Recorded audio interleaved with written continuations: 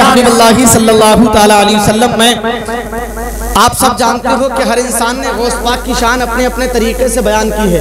हज़रत मौलाना गुलाम गौस साहब क़िबला बैठे हुए हैं, मेरा इनसे बहुत पुराना ताल्लुक़ है, ये मेरे बड़े भाई हैं, मेरी रहनुमाई करते हैं। हर इंसान ने गौस पाक की शान अपने तरीके से बयान की है, लेकिन जैसी शान सरकार आला हजरत ने गौस पाक की बयान की है, न आज तक किसी शायर ने वैसी शान बयान की है, न सुबह क़यामत तक कोई बयान कर सकता है। तो आला हजरत के दीवान से मैं नात का मतलब सरकारे गौस आज़म की बारगाह तक पढ़ने की कोशिश कर रहा हूँ। मुलाहिज़ा कर लें, एक मरतबे आपकी आवाज़ों को नजर न लग जाए, आहिस्ता से कह दें लब्बैक या रसूल अल्लाह, लब्बैक या रसूल अल्लाह, और थोड़ी सी आहिस्ता आवाज़ निकालें ताकि आपकी आवाज़ों को नजर न लगे, और आहिस्ता से कह दें लब्बैक या रसूल अल्लाह। मरहबा रंग है क्या सबसे निराला तेरा, मरहबा रंग है क्या सबसे निराला तेरा, झूम उठा जिसे न पिया वसलो का प्याला तेरा, झूम उठा जिसे का प्याला तेरा, औलिया ढूंढ के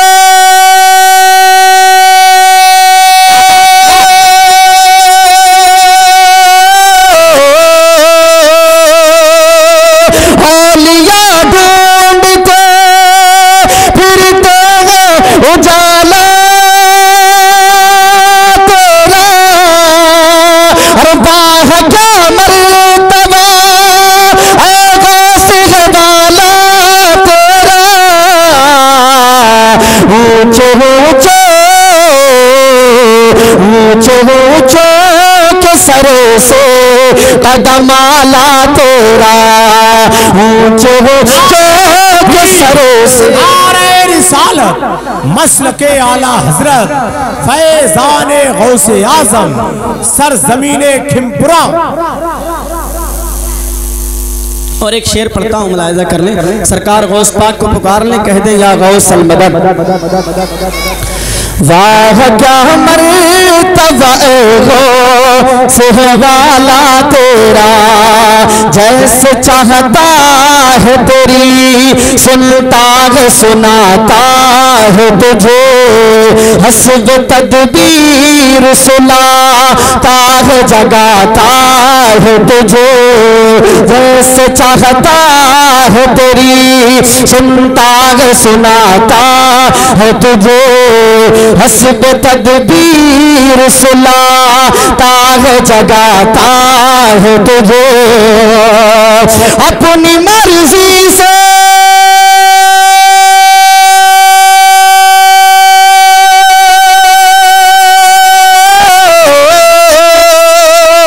अपनी मर्जी से उठाता है बिठाता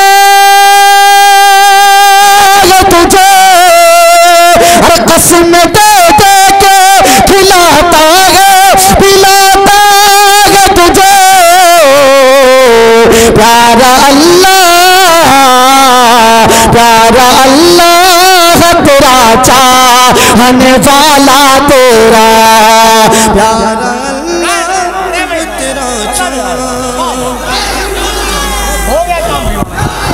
बहुत अच्छा, वाह वाह वाह, जिंदाबाद जिंदाबाद।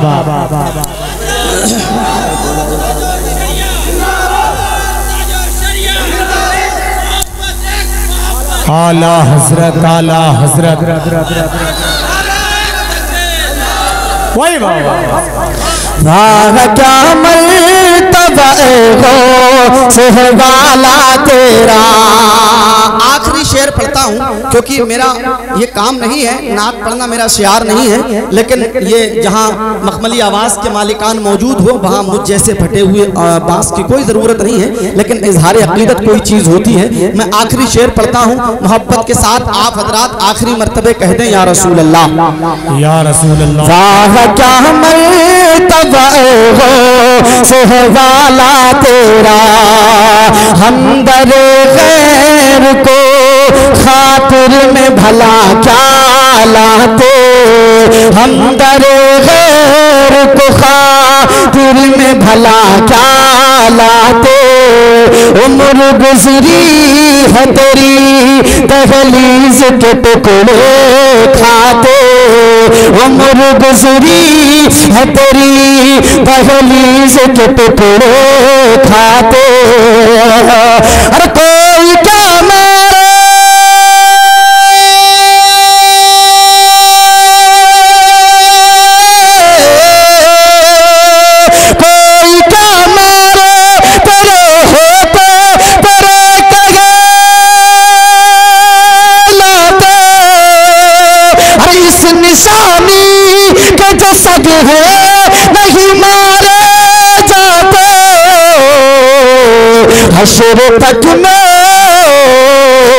हशर तक मेरे गले में रह पाता तेरा, हशर तक मेरे गले में रह पाता तेरा।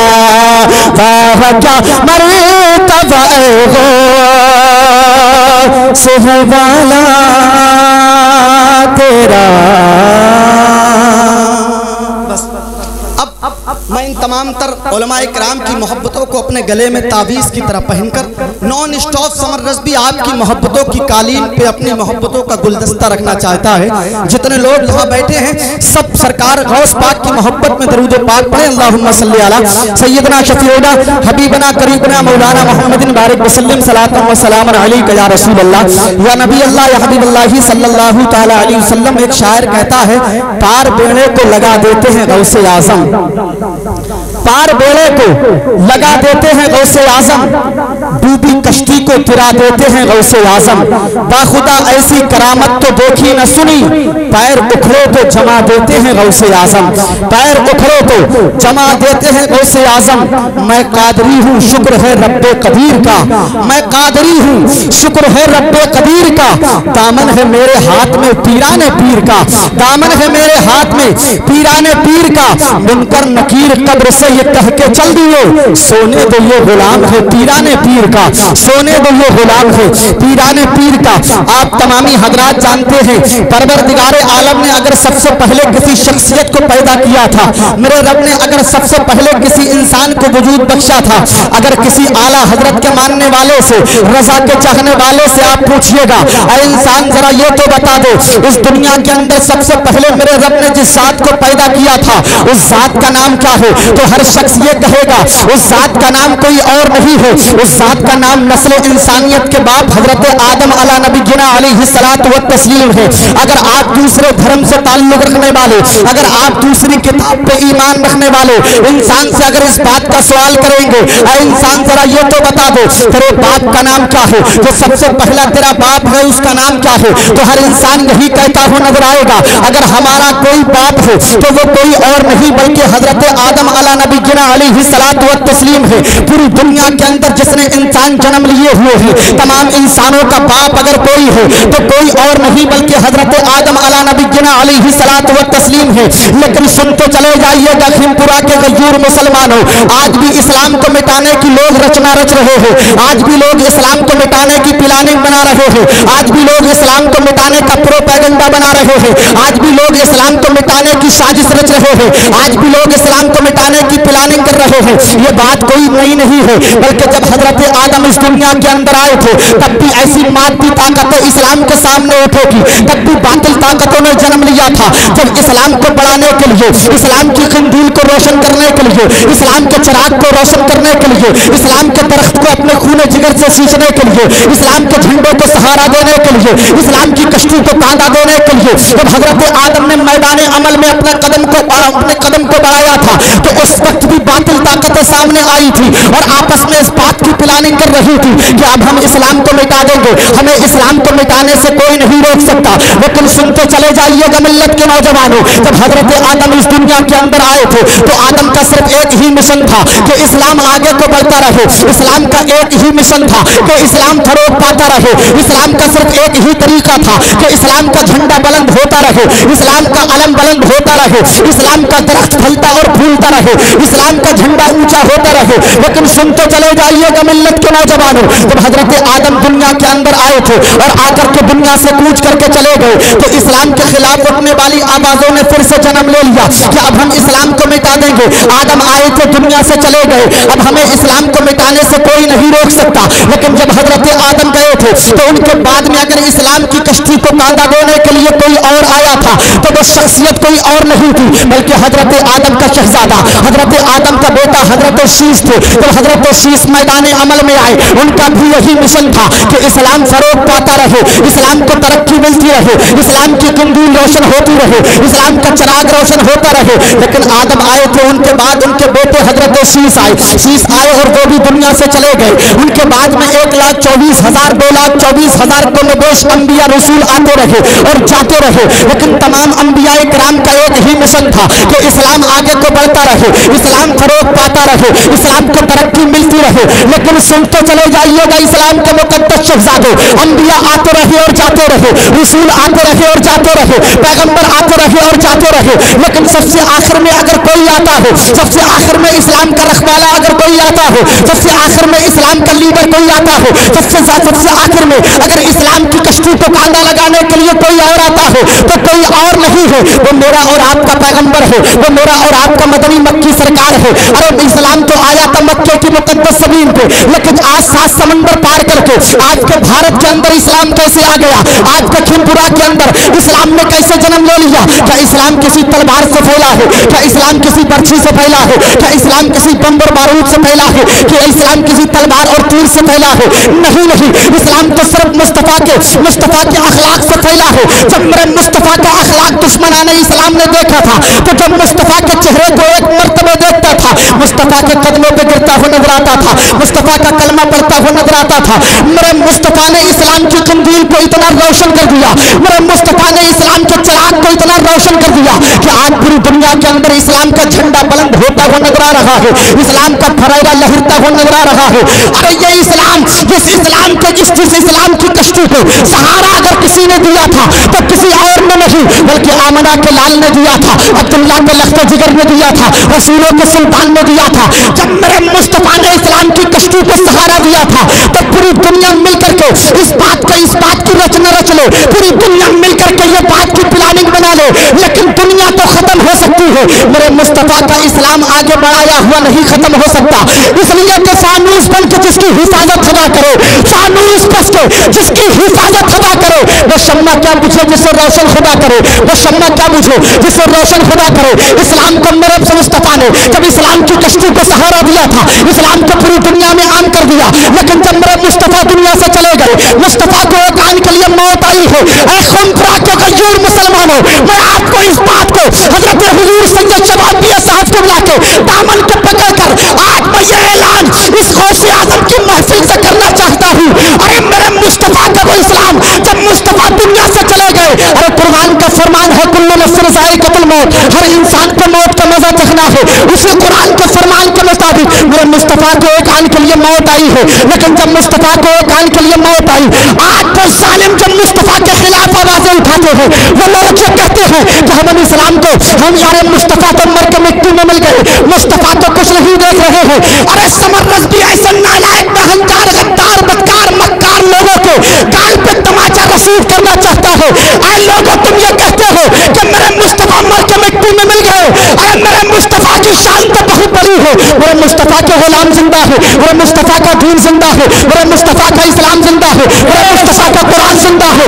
और मेरे मुस्तफा के मानने वाले बगदाद की सरजमीन पे हुजूर गौसे आजम जिंदा है, राजस्थान की मुकद्दस जमीन पे हुजूर गरीब नवाज जिंदा है, आला हजरत की मुकद्दस जमीन पे सैयदी सरकार आला हजरत जिंदा है। और मेरे मुस्तफा की जिंदगी के ताल्लुक से मैं तो आला हजरत के शेर से ये बाबा के दुहल दुनिया को पैगाम देता हूँ, तू जिंदा है वल्लाह, तू जिंदा है वल्लाह। मेरी चश्मे आलम से छिप जाने वाले नारे तकबीर लगाए, नारा लगाए, वाह वाह या रसूलुल्लाह, वाह क्या बात है, सुभान अल्लाह सुभान अल्लाह।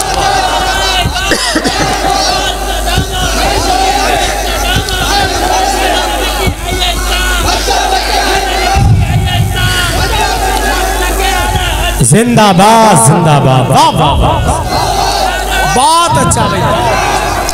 जब मेरे मुस्तफ़ा दुनिया से चले गए, बातिल ताकतें फिर सामने आ गई कि इस्लाम को मिटा देंगे। लेकिन जब मेरे मुस्तफ़ा दुनिया से गए थे तो इस्लाम के मिशन को आगे बढ़ाने के लिए मैदान अमल में कोई और नहीं आता हो, बल्कि वही शख्सियत आती है जिसको जमाना हजरत यार सिद्दीक़ अकबर के नाम से याद करता है। कौन है सिद्दीक़ अकबर? वही सिद्दीक़ अकबर जिनके कांधों पर सवार होकर गारे सौर की सवारी मेरे मुस्तफ़ा ने की थी।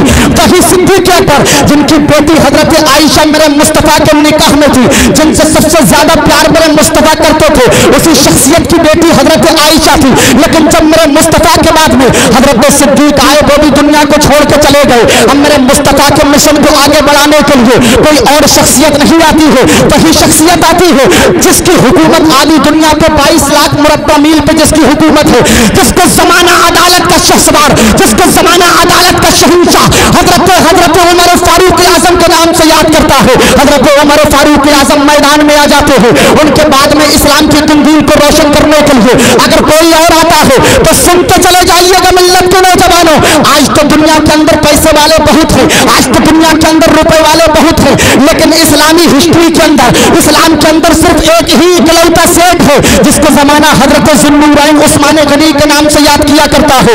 हजरत उस्मान गनी मैदान में आए थे और जब हजरत उस्मान गनी मैदान में आ गए तो इस्लाम की तंजीम रोशन होती रही, इस्लाम को फरोग मिलता रहा। लेकिन जब ज़ुन्नुरैन उस्मान गनी चले गए, उसके बाद में आखिर में हजरत मौलाए कायनात दामाद पैगंबर हसनैन के बाबा मैदान में आ जाते हैं। और सबसे आखिर में अगर इस्लाम की कश्ती को, इस्लाम के दरख्त को सींचने के लिए अगर खून की जरूरत पड़ी थी तो मुस्तफ़ा के नवासों ने करबला के रेगिस्तान में इसी इस्लाम के दरख्त को सींचने के लिए कहीं पे 6 महीने के अली असगर की कुर्बानी को पेश किया था, कहीं पे अपने खानदान के 18 साल के अली अकबर को पेश किया था, कहीं पे अपने भाई हजरत अब्बास लंबरदार के बाजुओं को दिया था, कहीं पे 22 साल के कासिम की जवानी पे घोड़े को दौड़ता हुआ देखा था।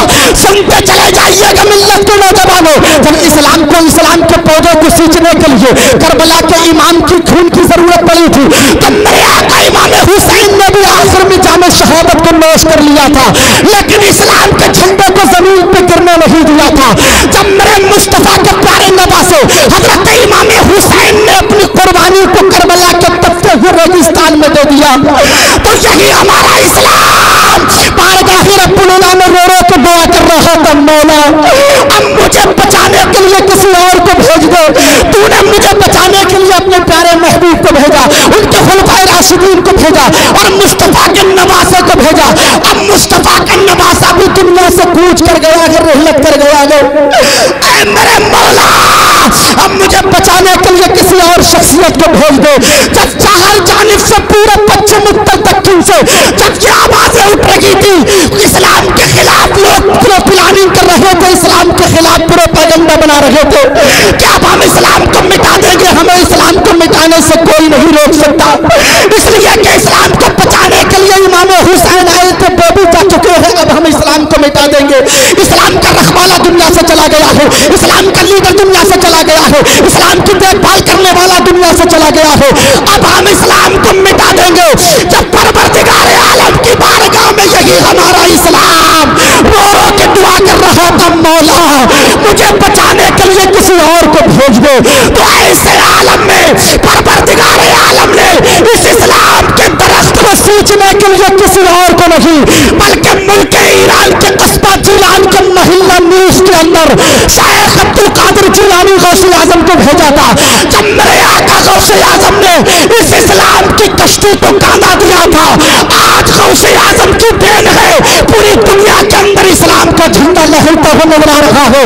तभी तो एक शायर कहता है, पार बेड़े को लगा देते हैं गौसे आजम, डूबी कश्ती को गिरा देते हैं गौसे आजम, बाखुदा ऐसी करामत तो देखी न सुनी, पैर उखड़े तो जमा देते हैं गौसे आजम। नारे तकबीर, नारे रिसालत, नारे गौसियत, मसरके आला हज़रत। बहुत अच्छा हज़रत, वाह वाह वाह, जिंदाबाद जिंदाबाद। ये मेरे मुस्तफ़ा की शान है, वाह वाह वाह, और ये मुस्तफ़ा के शहजादों की शान है। आपकी बात समझ में आ रही है? तबीयत लगती हो तो दिल लगा के कह दें या गौसे आजम, और हाथों को बुलंद करके कहें या गौसे आजम। गौस पाक कोई ऐसे ही नहीं बनते हैं, अगर बाप नेक होता है तब बच्चा अब्दुल कादिर बनता है। बाप अगर अपने वक्त का बहुत बड़ा बली हजरत अबू सालेह मूसा जंगी दोस्त होता है तब बेटा अब्दुल कादिर बना करता है। अगर माँ अपने वक्त की बहुत बड़ी बलिया उम्मुल खैर फातिमा होती है तब कहीं जाके उसके आंगन में अगर कोई फूल खिलता है तो अब्दुल कादिर जैसा फूल खिलता है। अगर नाना जान अपने वक्त के बहुत बड़े बली हजरत अब्दुल्ला स्वामी होते हैं तब कहीं नवासा जाके गौसे आजम बना करता है। फूफी जान हजरत आयशा होती है तब कहीं जाके भतीजा शेख अब्दुल कादिर जीलानी बना करता है। ये मेरे गौस पाक की शान है। सुनते चले जाइएगा। ये 11वीं शरीफ का जो महीना चल रहा है आज खिमपुरा के अंदर, आज आपकी बस्ती के अंदर मेरे गौस की महफिल नहीं सजाई जा रही है कि गौसे आजम की महफिल तो जहां जहां पूरी दुनिया के अंदर सुन्नी तकबीर, नारे रिसालत, नारे गौसियत, मसलके आला हजरत शहनशाह तरन्नुम शारे अहले सुन्नत भाई गुलाम नूरे मुजस्सम साहब क़िबला, नारे तकबीर।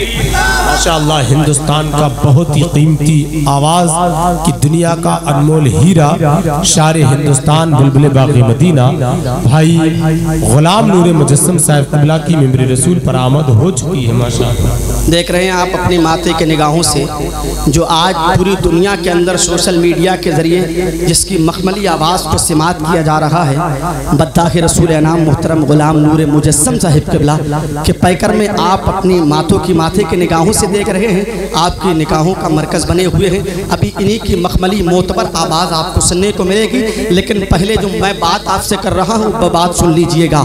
ये जो महीना चल रहा है इस महीने में एक और अल्लाह के वली है जिनको ज़माना हजरत निज़ामुद्दीन औलिया के नाम से याद करता है। 2-4 दिन के बाद में हजरत निज़ामुद्दीन औलिया का दिल्ली के अंदर बहुत बड़ा उर्स होने जा रहा है। आपको नहीं पता है कि गौसे आजम की शान कितनी बुलंद है। अरे गौसे आजम तो जब तक के किसी वली की विलायत पे अगर मोहर नहीं लगाते हैं उस वक्त तक परवरदिगार आलम किसी को वली नहीं बनाया करता है। ये मेरे गौसे आजम की शान है। सुनते चले जाइएगा इस्लाम के मुकद्दस शहजादों। चलिए मैं आपको दिल्ली की जमीन पे ले चलता हूँ। उसके बाद में एक बात गौसे आजम के ताल्लुक से करूंगा, अपनी बात को खत्म कर लूंगा। दिल्ली के मुकद्दस जमीन है। दिल्ली को हर इंसान जाता है, हर इंसान जानता है दिल्ली की सरजमीन कैसी है। हमारी राजधानी है जिसको जमाना दिल्ली कहा करता है। उसी दिल्ली के अंदर एक बहुत बड़े बुजुर्ग हजरत निज़ामुद्दीन औलिया आराम कर रहे हैं। कौन है निज़ामुद्दीन औलिया? ये वही निज़ामुद्दीन औलिया है जिनका चर्चा पूरी दुनिया के अंदर होता हुआ नजर आ रहा है। आज भी दिल्ली का पानी कड़वा है, खारा है। कल भी दिल्ली का पानी खराब था, कल भी दिल्ली का पानी कड़वा था। लेकिन सुनते चले जाइएगा मिल्लत के नौजवानों, आज तो प्लम्बरी का दौर है, आज तो प्लम्बरी का दौर है, टूटी का दौर है, आज तो समरसेबिल का दौर है, आज तो नल का दौर है। लेकिन कल वो दौर जो था वो नल का नहीं था, वो टूटी और टंकी और प्लम्बरी का दौर नहीं था, वो सोशल मीडिया प्रिंट मीडिया का दौर नहीं था। आज तो अगर कहीं पे कोई मामलात बनते हैं तो फोन के जरिए बता दिया जाता है। लेकिन कल की जो हुकूमत थी दिल्ली के अंदर, उनके जो वर्कर्स काम करने वाले थे, जो उनके कारकुनान काम करने वाले थे, उस वक्त का जो बादशाह था उसने अपने तमाम तर वर्कर्स को, अपने तमाम तर काम करने वाले कारकुनान को हुक्म दे दिया था कि दिल्ली की जो मेन जगहें हैं, दिल्ली की जो खास जगहें हैं, वहां पर बड़े बड़े बर्तनों में भर करके मीठा पानी रखा जाता था। हर इंसान जिसको पीने की हाजत होती थी, जिसको पानी पीने की तलब लगा करती थी, तो अपने बर्तन को लेकर के जाता था, मीठा पानी वहां से ले आता था। उन्हीं मेन जगहों में से, उन्हीं खास जगहों में से एक ऐसी जगह थी जिसको जमाना हजरत निज़ामुद्दीन औलिया की खानकाह के नाम से याद करता है। हजरत निज़ामुद्दीन औलिया की खानकाह पर भी मीठे पानी का बड़ा बर्तन रखा जाता था। लोग खानकाह से पानी भरते थे और मीठे पानी को पिया करते थे। सुनते चले जाइएगा इस्लाम का मुकद्दस शहजादे, हजरत निज़ामुद्दीन औलिया मस्जिद के अंदर से फजर की नमाज पढ़ के अपनी खानकाह से बस्ती की तरफ निकलते हैं। अचानक क्या देखते हैं? एक लड़की आ रही है। अचानक क्या देखते हैं? एक औरत आ रही है खानकाह के करीब। हजरत निज़ामुद्दीन औलिया की नजर जब उस पर पड़ती है तो हजरत निज़ामुद्दीन औलिया उस आने वाली बेटी से सिर्फ कुछ और नहीं बल्कि कहते हैं, बेटी बताओ यहाँ पर कैसे आई हो? हमने तुम्हें आज से पहले कभी नहीं देखा हो, तुम रहती कहाँ पर हो? जब इतना कहा था निज़ामुद्दीन औलिया ने, बेटी बताओ तुम कहाँ रहती हो? अरे बेटी का लफ्ज ऐसा है, अगर कोई मर्द अगर किसी बच्ची से बेटी कह देता हो और जिसके माँ बाप हयात नहीं हो तो उसके आंसू जमीन पर तप साबन बादों की तरह गिरने लगते हैं। बेटी तो बेटी होती है इस्लाम के मुकद्दस शहजादों। बेटी अपनी हो या पराई हो लेकिन बेटी होती है। बेटी अपनी हो या पराई हो तो इज्जत हुआ होती है। जब निज़ामुद्दीन औलिया से उससे कहा था, उस बेटी से कहा था, बेटी बताओ कैसे आना हुआ हो, हमने तुम्हें आज से पहले अपनी खानकाह के करीब कभी नहीं देखा, तुम रहती कहाँ पर हो। जब इतना कहा था निजामुद्दीन औलिया ने तो बेटी की आंख से आंसू टप टप जमीन पे गिरने लगे थे। हजरत निजामुद्दीन औलिया ने कहा, बेटी मैंने तुमसे ऐसी कोई बात नहीं कही है जो तुम रोने लगी, बताओ तो सही तुम्हारे रोने की वजह क्या है, बताओ तो सही तुम्हारे रोने का ज़ाब्ता क्या है, बताओ तो सही तुम्हारे रोने का उसूल क्या है, बताओ तो सही तुम्हारे रोने की गर्ज़ो गायत क्या है। जब इतना कहा था निजामुद्दीन औलिया ने बेटी से, तो बेटी ने बरजस्ता अर्ज किया था, बाबा अरे मैं तुम्हारी खानकाह से 10 घर के बाद में 10 घर के बाद में मेरा घर है, मैं आपकी खानकाह से करीब रहती हूँ। हजरत निजामुद्दीन औलिया से जब बेटी ने इतना कहा तो निजाम कहते हैं, अब बेटी मैंने तुझे कभी नहीं देखा, तू पानी भरने के लिए क्यों नहीं आती हो। तो बेटी ने कहा था, मैं मीठा पानी नहीं बल्कि कड़वा पानी पीती हूँ, मैं मीठा पानी नहीं खारा पानी पीती हूँ। निजामुद्दीन औलिया ने कहा, बेटी बताओ तुम कड़वा पानी क्यों पीती हो। तो वो कहती है, मेरा एक शौहर है, मेरा एक शौहर है जिसको फालिज का असर हो गया है, जिसके पैरों ने काम करना बंद कर दिया है, जिसके हाथों ने काम करना बंद कर दिया है, जिसकी जुबान ने काम करना बंद कर दिया है, जिसके कानों ने काम करना बंद कर दिया है। अरे बाबा जान, मैं कड़वा पानी पी करके अपनी जिंदगी को गुजर बसर कर रही हूँ, लेकिन मैं मीठा पानी इसलिए लेने के लिए आपकी खानकाह पे नहीं आती हूँ। अगर मैं आपकी खानकाह पे मीठा पानी लेने के लिए आ गई और अगर मेरे शौहर को किसी चीज की जरूरत पड़ गई तो मेरा शौहर मुझसे नाराज हो जाएगा। मैं तमाम तर परेशानियों को बर्दाश्त कर सकती हूँ, लेकिन अपने शौहर की नाराजगी को बर्दाश्त नहीं कर सकती। कैसी वो बेटी थी जिसने ये बात बाबा हजरत निजामुद्दीन औलिया से कही थी। हजरत निजामुद्दीन औलिया ने जब ये सुना और ये बात को सुन के हजरत निजामुद्दीन अपनी खानकाह के अंदर तशरीफ ले जाते हैं। रात के सन्नाटे में पूरे दिल्ली के लोग सो रहे हैं, दिल्ली के अंदर तमाम लोग आराम कर रहे हैं, दिल्ली के अंदर तमाम लोग आराम की नींद ले रहे हैं, लेकिन अल्लाह वाला कोई ऐसे ही अल्लाह वाला नहीं बनता है। जब पूरी दुनिया सोती होती है तो वो अल्लाह के हुजूर अपनी जबीन अकीदत को खम करके अल्लाह की तस्बीह पढ़ा करता है, अल्लाह तबारक व तआला का जिक्र अज़कार किया करता है। अरे वो निजामुद्दीन औलिया जब अपने सर को सजदे में रख के अल्लाह के हुजूर झुके हुए थे, अचानक दिल में बात पैदा होती है, निजामुद्दीन तुम्हारी खानकाह के करीब एक बेटी रहती है और वो कड़वा पानी पीती है, मीठा पानी नहीं पीती है। अगर तुमसे मैदान महशर में परवरदिगार आलम ने सवाल कर दिया, निजामुद्दीन अरे तेरी खानकाह के करीब में, तेरी खानकाह से 10 घर के बाद में एक बेटी कड़वा पानी खारा पानी पीती रही और तुझे उसकी कैफियत के बारे में पता नहीं चला। ऐ निजामुद्दीन मैंने तेरी विलायत के किस्से दिल्ली के लोगों के दिलों तक पहुंचा दिए हैं, मैंने तेरी मोहब्बत के किस्से दिल्ली के लोगों के अंदर आम कर दिए हैं। ऐ निजामुद्दीन मैंने तुझे विलायत का शहंशाह बना दिया है, मैंने तुझे ममलकत चिश्त का ताजदार बना दिया है। अरे तेरा दिल उस मेरी बेटी से, उस मेरी बंदी से बेखबर कैसे रह गया। जब निजामुद्दीन के तकबे में झंझोड़ के उनसे कहा था, निजामुद्दीन अगर मैदान महशर में परवरदिगार आलम ने तुझसे सवाल कर लिया तो तू क्या जवाब देगा। ये बात जब अचानक दिल में पैदा होती है, निजामुद्दीन औलिया रात के सन्नाटे में अपनी खानकाह से निकलते गए। ऐसे आलम में जब रात की हुकूमत थी, जब कुत्तों ने तमाम गलियों में अपनी बादशाहत का ऐलान कर दिया था, निजामुद्दीन औलिया ने अपने पैरों से चप्पल निकाल दी और चप्पलों को निकाल के 2 घड़ा पानी लेते हैं, एक घड़े को सीधे कांधों पे रखते हैं, दूसरे घड़े को बाएं कांधों पे रखते हैं और दोनों घड़े ले जाकर के उसी परवरदिगार आलम की बंदी के दरवाजे पे जाकर दोनों घड़े पानी रख करके रात के सन्नाटे में आ जाते हैं। जैसे ही सुबह का सूरज निकलता है, चिड़िया अपने घोंसले में चहचहाती है, वो बेटी निकलती है दरवाजे से, दरवाजा खोलती है, क्या देखती है 2 घड़े पानी रखा हुआ है। अब दोनों घड़े पानी के ढक्कन को खोलती है और 2-3 बूंदे पानी की हथेली पर रख के जुबान के करीब करती है, तो पता चल जाता है पानी कड़वा नहीं बल्कि मीठा पानी है। और इतना मीठा पानी है कि उसने इतना मीठा पानी कभी पिया ही नहीं है।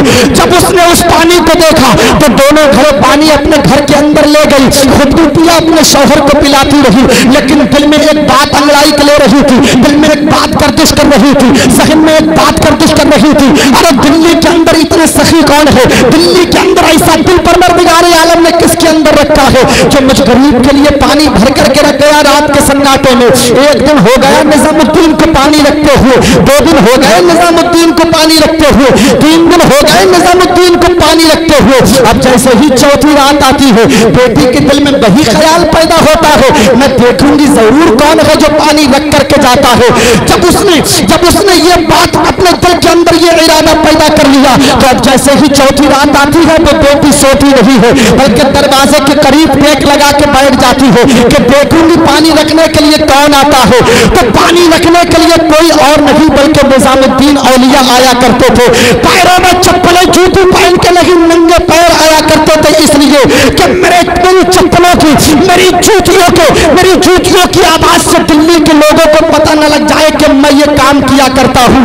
जैसे कि निजामुद्दीन औलिया उस औरत के, उस बेटी के दरवाजे पे पहुंचे गए तो बेटी ने तुरंत दरवाजा खोल के कहा था, बाबा तुम आते हो पानी रखने के लिए।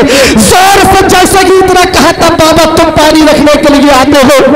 तो निजामुद्दीन औलिया ने कहा था, बेटी रात का सन्नाटा है, आहिस्ता बोलो, मैं जोर से बोलने के लिए नहीं कह रहा हूँ।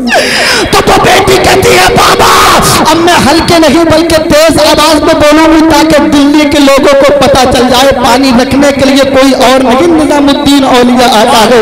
तो हज़रत निजामुद्दीन औलिया ने कहा था, बेटी मेरी जिंदगी में मैंने जितनी नेकी की है वो तमाम तर नेकियों को मैं भी जानता हूँ, मेरे मुरीदीन जानते हैं।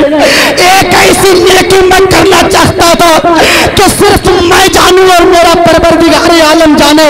अरे मैं कहाँ है वो मुल्क के लीडर, कहाँ है वो मुल्क के अपने आप को जो कहते हैं हम मुल्क के ठेकेदार हैं, कहाँ है वो लोग जो ये कहते हैं हम मुल्क के अलंबरदार हैं, कहाँ है वो लोग जो ये कहते हैं हम मुल्क के ठेकेदार हैं, जो लोग अपने आप को मुल्क का लीडर बताते हैं, जो लोग अपने आप को मुल्क का रखवाला बताते हैं, जो अपने आप को मुल्क का ठेकेदार बताते हैं।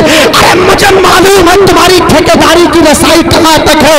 अगर तुम किसी गरीब को खाने के लिए एक रोटी का टुकड़ा देते हो तो कैमरों के जरिए, मोबाइल फोन के जरिए इतनी सेल्फी लेते हो और उसको सोशल मीडिया के जरिए, प्रिंट मीडिया के जरिए, इलेक्ट्रॉनिक मीडिया के जरिए, अखबार के जरिए, सैटेलाइट के जरिए दुनिया के अंदर इतना फैला देते हो, इतना आम कर देते हो कि उस गरीब को तुम्हारा एक निवाला लेने के बाद में समाज के अंदर अपनी नजरें उठाते हुए शर्म महसूस होती है।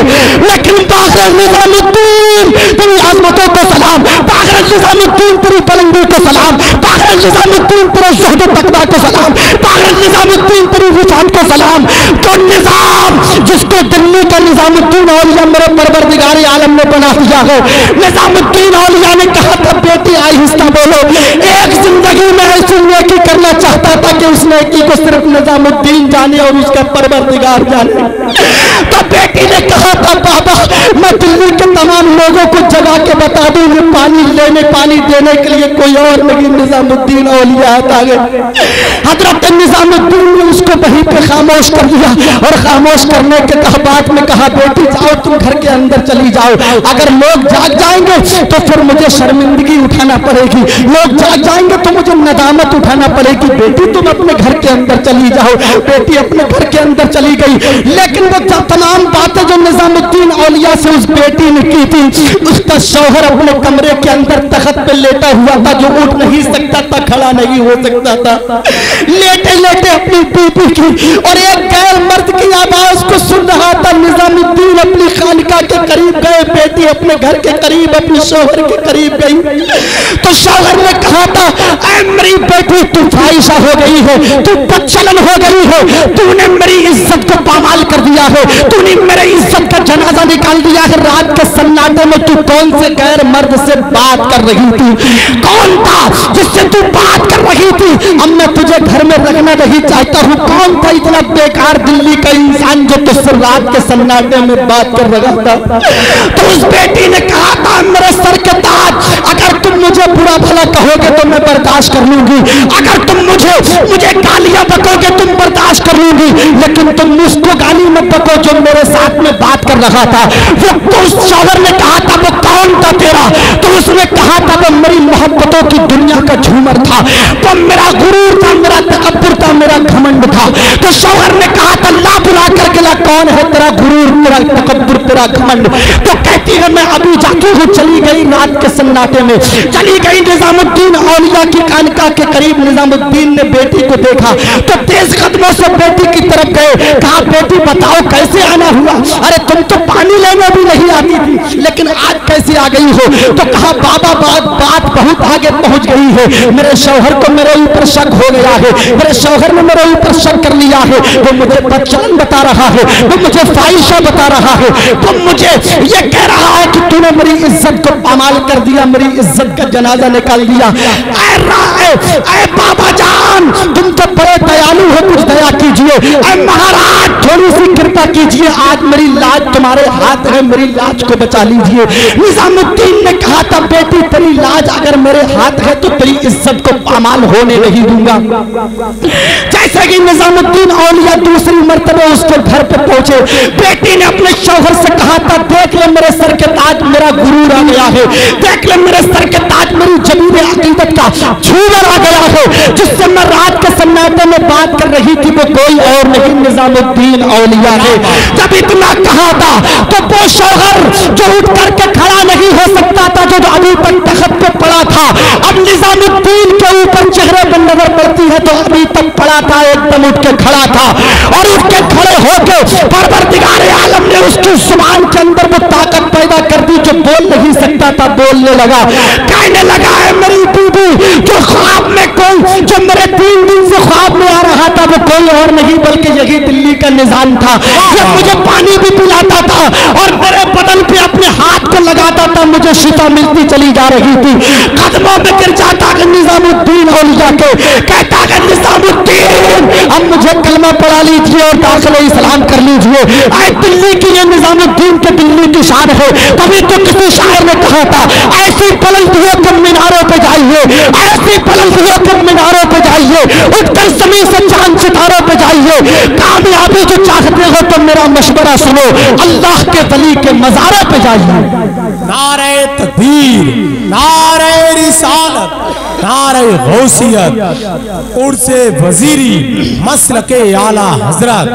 बहुत अच्छा हजरत, वाह वाह। ये बात मैंने इसलिए कही है कि आपके नजदीक एक अल्लाह का बहुत बड़ा बुजुर्ग आराम कर रहा है, जिसकी नशिस्त के जिसकी आल में पैदा होने वाली जात आपकी निगाहों के सामने है। हुजूर शाह सैयदी सरकार सैयद वजीर मियां अलैहि रहमा, जिनकी तुरबत शरीफ, जिनकी मज़ार शरीफ ढकनी के अंदर मौजूद है। आप बहुत बड़े किस्मत वाले हो। सैयद का माना ही सरदार का आता है। हमारा दुनिया के अंदर कोई भी लीडर हो, कायद हो, रहनुमा हो, रखवाला हो, कोई भी हो, लेकिन सही बात तो यह है, सच्चाई और हकीकत पे मबनी बात यही है कि अगर हमारा कोई कायद है, अगर हमारा कोई सरदार है, अगर हमारा कोई लीडर है तो वो कोई और नहीं बल्कि सरकार की औलाद है, जिसकी रगों में मुस्तफ़ा जाने रहमत का खून रवा दवा है। बस वही हमारे अमामों की जीनत है। वही गौस पाक की औलाद आपकी बस्ती के करीब आराम फरमा है और उसी का सदका आप लोग खा रहे हैं। अल्लाह तबारक बताला तमाम लोगों को फैजान वजीरी से माला माल फरमाए। आखिरी बात कहता हूँ, उसके बाद अपनी औकात के मुताबिक अपनी बात को खत्म करता हूँ। इसलिए मुझे अपनी औकात पता है, अपनी औकात सिर्फ इतनी है, कुछ नहीं, बात सिर्फ इतनी है। कल भी टुकड़ों पे उनके पलते थे, अब भी टुकड़ों पे उनके पलते हैं। अब कोई क्या हमें गिराएगा, हर सहारा गले लगाएगा। हमने खुद को गिरा दिया है, वहां गिरने वाले जहां संभलते हैं। गौस पाक की महफिल में बैठे हुए हो, आज गौसे आजम यहाँ मौजूद हैं, आपको देख रहे हैं। और गौसे आजम तो पूरी दुनिया को ऐसे देखते हैं जैसे कोई राई के दाने को अपनी हथेली पे देखा करता है।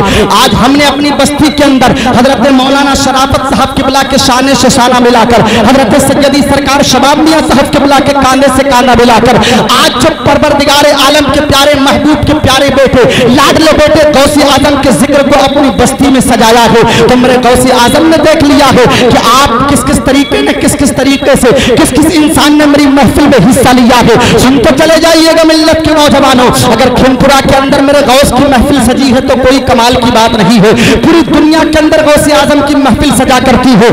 एक आप जानते हैं जहां मेरे गौस पाक का मज़ार है उस सरजमीन को कोई और नहीं बगदाद मोहल्ला के नाम से याद किया जाता है। बगदाद की मुकद्दस जमीन है और बगदाद का एक बहुत बड़ा बादशाह है, उसका एक वजीर है। उस वजीर के दिल में ख्याल पैदा होता है कि मैं अपने महल के अंदर गौस पाक की महफिल को सजाऊं, अपने महल के अंदर गौसे आजम की मीलाद को सजाऊं। जब उसके दिल में ख्याल पैदा हुआ वजीर ने कहा, ऐ बादशाह सलामत, मैं तुमसे एक मशवरा करना चाहता हूँ, मैं तुमसे बात करना चाहता हूँ। बादशाह ने कहा, बताओ वजीर क्या कहना चाहते हो। तो वजीर ने कहा था, बादशाह पूरी दुनिया के अंदर गौस पाक का जिक्र होता है, मैं भी अपने महल के अंदर गौसे आजम का जिक्र करना चाहता हूँ। तो बादशाह ने कहा, ठीक है, अगर तुम गौस पाक का जिक्र अपने महल के अंदर करना चाहते हो तो एक डेट का इंतखाब कर लो, एक तारीख का इंतखाब कर लो, एक दिन मुतय्यन कर लो, एक डेट फिक्स कर लो। जब डेट फिक्स कर दी गई, दिन मुतय्यन कर दिया गया, वजीर से बादशाह ने कहा, एक कार्ड छपवा दो, दावतनामे छपवा दो और दावतनामे छपवा करके बगदाद के लोगों के अंदर तकसीम करा दो। वही हमारे महल के अंदर एंट्री करेगा, जिसके पास में दावतनामा होगा, सर्टिफिकेट होगा, कार्ड होगा। जिसके पास में कार्ड नहीं होगा उसको महल के अंदर आने नहीं दिया जाएगा। वजीर ने डेट का इंतखाब कर दिया, दिन मुतय्यन कर दिया, कार्ड छपवा दिए गए, दावतनामे छपवा करके बगदाद के तमाम लोगों में तकसीम करवा दिए गए। आज भी हमारे दौर का हाल है, अगर अमीर के घर कोई फंक्शन होता है तो अमीर को दावत दी जाती है, गरीब को कोई नहीं पूछता है। गरीब ने अगर सुबह को खाना खाया है, शाम को खाया है, नहीं खाया है, कोई नहीं पूछता है, गरीब से कोई नहीं पूछता है। हालांकि दीवार के बराबर में अगर कोई गरीब रहता हो, ये 3 दिन से अपने घर में लंगर चलाता हो, बराबर में जो दीवार के करीब पड़ोस में शख्स रह रहा है गरीब, उससे नहीं पूछता है तूने खाना खाया है, नहीं खाया है। इसलिए कि अपने मद्दे मकाबिल लोगों को देखता है, अपने स्टेटस के लोगों को देखता है, अपनी बराबरी के लोगों की दावत करता है। गरीब से कोई नहीं पूछता है तुझे खाना मिलेगा कि नहीं मिलेगा। इसी तरीके से बादशाह के वजीर ने तमाम तर बगदाद के लोगों में कार्ड तकसीम करा दिए, बगदाद के लोगों में दावतनामे तकसीम करा दिए गए। अब वो दिन आ जाता है, वो डेट आ जाती है जिस डेट के अंदर गौस पाक की महफिल बादशाह के महल में सजी हुई थी। तमाम तर बगदाद के लोग आते हैं, तमाम तर बगदाद के लोग आ रहे हैं जिक्र गौसे आजम सुनने के लिए, बादशाह के महल के अंदर जा रहे हैं। लेकिन वजीर ने अपने गेट कीपर से, अपने वॉचमैन से, अपने दरबान से, अपने चौकीदार से ये कह दिया था, ऐ मेरे चौकीदार सुन ले, अंदर जाने की इजाजत उसी को देना जिसके पास में दावतनामा हो, कार्ड हो, जिसके पास में सर्टिफिकेट हो। अगर दावतनामा ना हो तो अंदर जाने मत देना। चौकीदार ने कहा, ठीक है, ऐसा ही किया जाएगा। ऐसा ही होता रहा। लोग आते थे मेन दरवाजे के अंदर, जैसे कि एंट्री करते थे तो उनका कार्ड देखा जाता था, जिसके पास में कार्ड होता था अंदर जाने दिया जाता था, जिसके पास में कार्ड नहीं होता था उसको अंदर जाने नहीं दिया जाता था। इसी तरीके से लोग आ रहे थे, महल के अंदर जा रहे थे। बगदाद के अंदर एक बहुत गरीब औरत रहा करती थी, एक यतीम बच्ची रहा करती थी, बेबा औरत रहा करती थी, जिसके बदन पे फटा हुआ लिबास रहता था, जिसके पैरों में टूटी हुई चप्पलें रहा करती थी। वो गौसे आजम से सच्ची मोहब्बत किया करती थी। अरे अमीरों की मोहब्बत में लालच शामिल हो सकता है, अमीरों की मोहब्बत में कहीं ना कहीं मकर और फरेब शामिल हो सकता है, लेकिन गरीब की मोहब्बत खालिस सच्ची मोहब्बत हुआ करती है। एक गरीब औरत थी जो अब्दुल कादिर गौसे आजम से सच्ची मोहब्बत किया करती थी। उसको पता चला कि गौसे आजम की महफिल बादशाह के महल के अंदर सजी हुई है, तो अपनी नन्ही सी बच्ची का हाथ पकड़ के डंडे का सहारा लेके बादशाह के महल के करीब जाती है और गेट के करीब में जाकर अंदर जाने की इजाजत मांगती है। लेकिन गेट कीपर उसको अंदर जाने की इजाजत नहीं देता है, वॉचमैन उसको अंदर जाने की इजाजत नहीं देता है, वॉचमैन उसको अंदर जाने की इजाजत नहीं देता है। गरीब औरत जिसके बदन पे फटा हुआ लिबास था, चेहरा गर्द आलूदा था, बाल बिखरे हुए थे, पैरों में टूटी हुई चप्पलें थी, उस गरीब औरत ने बरजस्ता रो करके कहा था, वजीर के दरबार सुन लो, मुझे अंदर क्यों नहीं जाने दो रहा हो। अरे जितना प्यार गौसे आजम अमीरों से किया करते हैं उतना गरीबों से भी तो किया करते हैं। जितना बगदाद के दूल्हा अमीरों के हैं उतना गरीबों के भी तो हैं। तू मुझे अंदर जाने की इजाजत क्यों नहीं दे रहा है। तो वजीर के दरबार ने कहा था, गरीब औरत सुन लो, तेरे बदन से गुर्बत की दुआ नहीं है, तेरे बदन पे फटा हुआ लिबास है, टूटी हुई चप्पलें तेरे पैरों में है। अगर तेरे पास कार्ड सर्टिफिकेट होता तो अंदर जाने देता, तो तेरे पास सर्टिफिकेट नहीं है तो अंदर जाने नहीं दूंगा। इसलिए कि अगर मेरे वजीर की नजर तेरे फटे हुए लिबास पर पड़ गई, बादशाह के महल के अंदर तो अलीशान कारपेट बिछा हुआ है, अलीशान फर्श बिछा हुआ है, तू अपने गंदे कपड़े लेकर, तू अपनी टूटी हुई चप्पलें लेकर अंदर जाएगी तो बादशाह को लोगों के सामने शर्मिंदगी नदामत उठानी पड़ेगी। और यह भी हो सकता है कि मुझे वो अपने इस महल के अंदर से नौकरी से निकाल दे। मैं ऐसा हरगिज नहीं करूंगा, तुझे अंदर नहीं जाने दिया जाएगा। तो गरीब औरत ने रो कर के कहा था, दरबान सुन लो, गौसे आजम का जिक्र सुनने के लिए कौन से सर्टिफिकेट की जरूरत है, गौसे आजम का जिक्र सुनने के लिए कौन से दावतनामे की जरूरत है। जब इतना गरीब औरत ने कहा था तो उसकी आवाज उसकी जुबान से निकली थी और बगदाद के गुंबदे गौसे आजम से टकरा गई थी। नन्ही सी बच्ची ये तमाम तर बातों को अपनी माँ की देख रही थी। दरबान ने धक्के दे करके बाहर निकाल दिया था, जमीन पे घसीट के उसको दरवाजे के दूर चौकीदार ने कर दिया था। बच्ची अपनी माँ की ये बातों को, ये तमाम तर माजरे को, मंजर को मुलाहिजा कर रही थी। बच्ची ने अपनी माँ के हाथ की कलाई को पकड़ के कहा था, मेरी माँ, जब गौसे आजम इस अमीर के महल के अंदर जा सकते हो तो अगर हमारा इश्क सच्चा होगा तो मेरे गौसे आजम हमारी टूटी हुई कुटिया में, टूटी हुई झोपड़ी में भी आ सकते हैं। ऐ मेरी माँ, जब अब्दुल कादिर अपने 70 मुरीदों के यहाँ इफ्तार करने के लिए जा सकते हैं तो इस बादशाह के महल में और मुझ गरीब की टूटी हुई झोपड़ी में भी आ सकते हैं। ऐ मेरी माँ, चलो हम टूटी हुई झोपड़ी के अंदर अपने गौस का जिक्र करेंगे। मैं गौसे आजम की शान बयान करूंगी, तुम सुनना और सुनकर के सुभान अल्लाह की ज़रब लगाना। जब गौसे आजम इसके महल में आएंगे तो मेरी टूटी हुई झोपड़ी के अंदर भी आएंगे। बच्ची की बात को सुन के माँ अपनी टूटी हुई कुटिया में, टूटी हुई झोपड़ी के अंदर चली जाती है। अपने फटे हुए दुपट्टे को एक जगह साफ करके अपनी कुटिया के अंदर बिछा देती है और बिछाने के बाद में बेटी को खड़ा कर देती है। बेटी गौसे आजम की मनकबतें पढ़ती जा रही है, गौसे आजम के फजाइल बयान करती जा रही है, गौसे आजम की शान बयान करती जा रही है। और ये गरीब औरत गौसे आजम की शान सुन के सुभान अल्लाह की ज़रबें लगाती जा रही है। अचानक इस औरत की नजर अपनी टूटी हुई झोपड़ी के मेन दरवाजे, सदर दरवाजे की दहलीज पे पड़ती है तो क्या देखती है, दरवाजे पे कोई और नहीं बल्कि बगदाद का दूल्हा विलायत का शहंशाह इसके दरवाजे की दहलीज को चूम रहा है। जब इतना देखा था औरत ने तो कहा था, अब्दुल कादिर गौसे आजम, तुम मुझ गरीब की दहलीज को क्यों चूम रहे हो? तो गौसे आजम ने कहा था, इस्लाम की शहजादी सुन लो, मैं इसलिए तेरे दरवाजे की दहलीज को नहीं चूम रहा हूं तो तू मेरी फजाइल बयान कर रही है, बल्कि तू मेरे नाना जान की जो नाते पल रही है तो नाना का नवासा गौसे आजम ही नहीं बल्कि मेरे नाना जान मुस्तफा जाने रहमत भी आए हुए हैं, शमे बस में हिदायत भी आए हुए हैं, नौशमे बस में जन्नत भी आए हुए हैं, काबे के बद्र तुजा भी आए हुए हैं, तैबा के शम्स दुहा भी आए हुए हैं। और मुस्तफा के आने पे जब पाकिस्तान के पीर नसीरुद्दीन नसीर की नजर पड़ती है तो पाकिस्तान की मुकद्दस जमीन से पुकारते हैं, शाहाना जगह के सलिए शर्माए हुए हैं, क्या बज़्म में तैबा की कदा आए हुए हैं, जन्नत की फिजाओं से बहला नहीं सकती जो आपके गलियों की हवा खाए हुए हैं। पंजाब की महशर में नसीर परी बिगड़ी सरकार शफाअत के लिए आए हुए हैं।